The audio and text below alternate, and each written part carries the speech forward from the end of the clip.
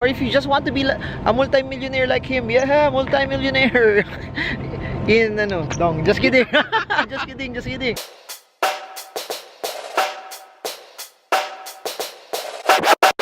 Jess, how do you diversify and make money using pooled funds in different countries? Sige, maybe just a quick background of pooled funds first, no? Pooled funds basically where as the name suggests, you pool the money with other investors and let the professional fund manager run it. Okay? And there's basically a mandate on what they can do with that money, how to invest it, where to invest it, etc. So for people who are very busy, don't have time to invest directly, don't have time to study, just want to make money passively, that's basically a good place to put your money, no? And so yun. So basically that's the pool funds. And then anong iba? my question is why should they diversify pooled funds in different areas in the world? Okay, so for me it makes sense to do to diversify using pooled funds in different parts of the world, because first of all, you don't want to be in a position where your exposure to equities are only in one asset class, in one geography, no? So say if say the Philippine market is not doing very well, for example, right? There might be other places where it's still doing well, no? So actually recently I posted something about this, no? In the last 1 year, Philippines performance is -11 already. I think that was as of last week.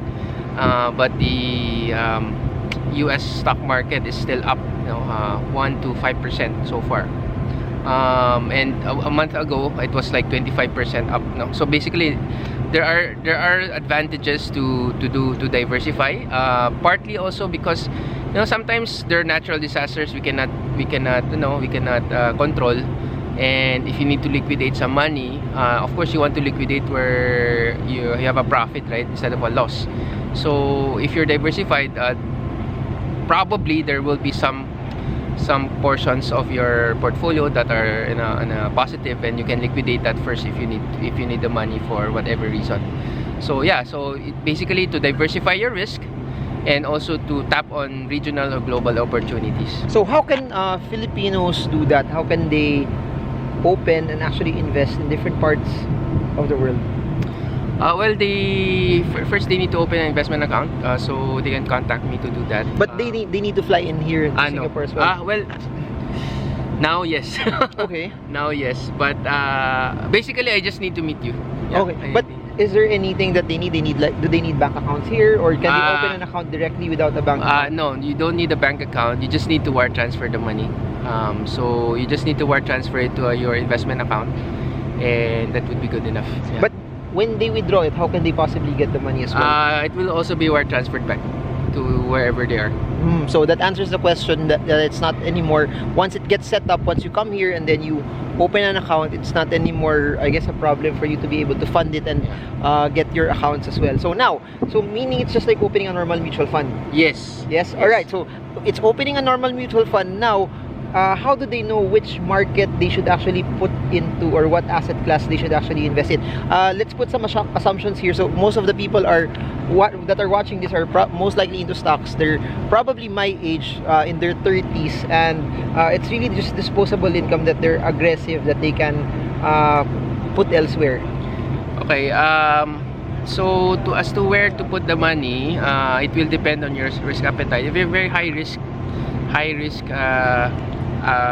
profile, then you can probably choose countries or regions that are emerging in the emerging market. So it could be like Indonesia, Thailand, Malaysia, those type of things. Turkey is actually another one that's very what do you call this? It gives a very high return from time to time. Is it okay even there's news, rumors of instability? It's like the Philippines, Syria, basically. Right? It like all these emerging markets always have this news happening, right? Like for example in Thailand, long time ago, years ago, every time there's bad news, everybody's selling. And then when there's good news, everybody comes back. So parang Pilipinas. But now, because people have seen that happening, every time there's bad news, people start buying because they know when it's good news, it's still gonna go up. So, kumbaga, you know, if it's a long-term money anyway, it's not something that you need right now. Like you're probably gonna put it on for retirement for long-term. So that would be, you know, something that you don't have to look into all the time. No, yung parang set aside lang. Hopefully, it will grow. No, I mean, there would be. These are the type of places where you want to put your money. Now, the other thing is that there would be other countries. Kung gusto mo naman more established, probably you can go for the bigger emerging markets, no? Maybe like Brazil, Russia, India, or China. In fact, BRICS. yeah, the BRICS. Brazil is an interesting proposition actually. If you're looking on a very long time frame, because Brazil is like the China of Latin America. So if you're looking at their development, it's probably around 10 to 20 years behind China. So in that sense, if you know what happened in China, most likely that's the trajectory for Brazil. And so there's still a lot of upside. So there's a specific fund that's specifically for Brazil, or is it bunched up in Latin America stocks? Yeah, so or like there's a brick stock as well. There are brick fund. There are brick funds. There are funds that are specifically for Brazil, and there are funds that are Latin America with Brazil in it. But normally, if the Brazilian stock market goes up, the Latin American fund goes up. So if you're looking for an emerging, I guess, market in Latin America, it's Brazil. If it's in the Middle East, it's Turkey. Middle East, normally kasi for Middle East, I don't really think, kasi Middle East is the fund there is called MENA, Middle East and North Africa. Yeah. So I would say they're more exposed to oil and energy markets. So normally for that one, I would typically choose more like energy funds. So it's more sectoral.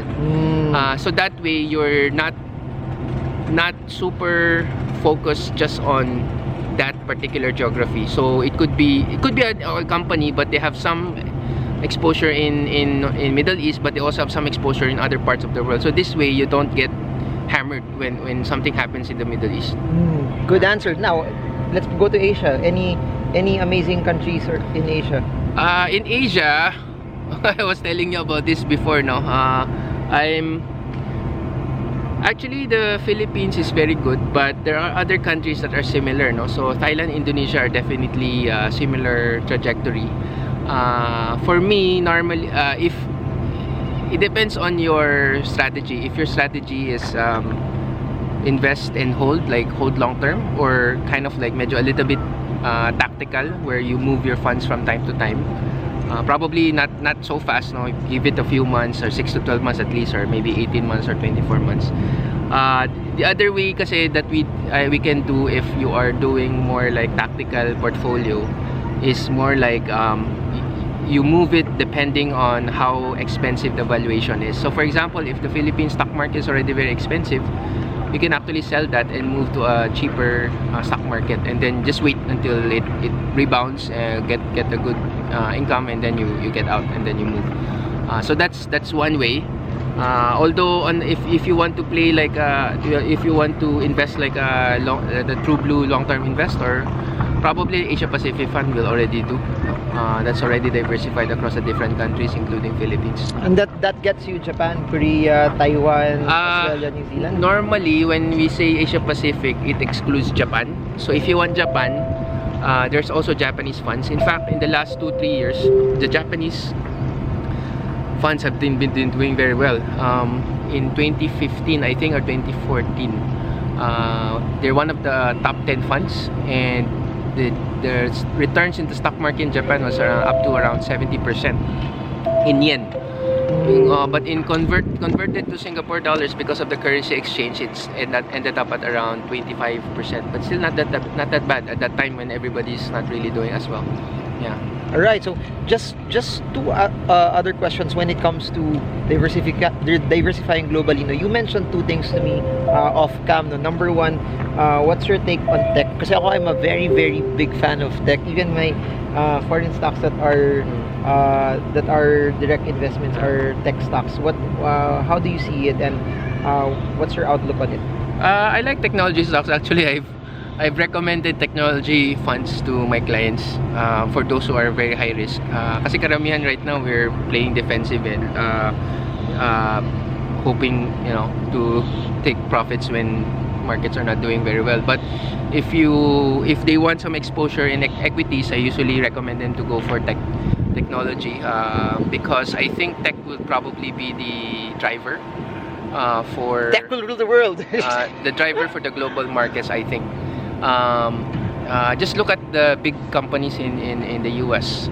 They're actually global companies like Apple, Google, Microsoft, Facebook. And it's part of day-to-day life na. Even you add Netflix to the mix. Yeah, so parang they're part of what people do. They call it the FANG stocks, FAANG.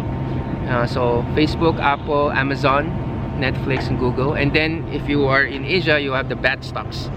You know the BAT stocks? I don't know that. Pero yung FANG I'm familiar. BAT is Alibaba. Baidu, Alibaba, and Tencent.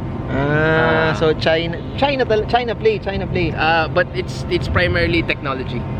Yeah. So these I think are the ones that will really drive the growth. We're probably I was talking to you about the scenarios that could have happened, right? So I was saying that we could have entered into parabolic bull run, but it seems like it's off the table now. It's probably gonna go for a 10 to 15 year secular bull run. If that happens, I think the technology sector will probably drive a lot of that because that's where the advancements are right now. Right. Oh, one more thing. Yes.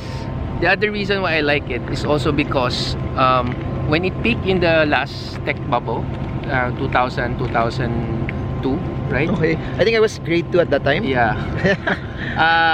We actually entered into a 15-year consolidation. Okay. And we just recently broke out around a year or two ago. So if we broke out from that level, it's highly unlikely for us to go back down on a significantly. Most likely we're gonna keep on going up. But of course, they're probably gonna be choppiness. There are sometimes it'll go down, go up, go down. It's just the way the market works. But I think over the longer term, it's probably gonna go up. Yeah. Right. Lastly, you mentioned that you recommended to your clients also for some of them to position into funds that are connected into gold right now. Why is that? Yeah, I basically the idea is that when we have a equity bull run, normally near the end of that bull run, usually when people start selling off their assets, their asset classes, they'll move into safe haven. So parang for us, at least for my client base, we're positioning early. So we have around a 3 to 5 year time frame to hopefully make some money there. I've been looking at the gold market for quite a long time, and actually I was invested in that before 2012, and we got out around 2011, 2012, and it was a 5-year downturn from that time. And 2016 was actually the reversal year in my opinion. And during that time, gold was, kasi all-time high was around 1,800 to 1,900 so it dropped to around 1,050 by around December 2015. So 2016 it went up by around 30% for the gold price, but the gold mining sector, the funds, went up to as high as 80 to 110% at the peak. At the end of the year for 2016, probably 40-50% only, but still very, very good. 2017 was not very exciting. It was a consolidation year. Most likely we're still under consolidation right now, but I think that we'll probably have a surge sometime again. I'm not sure yet when, but there's probably another opportunity to take some profits and get back at the low or diversify a little bit. Yeah, so we're just preparing just in case there's a recession. There is kumbaga we're positioned for that, and kung wala naman, well, it's basically just a question of time, no? It's a when question.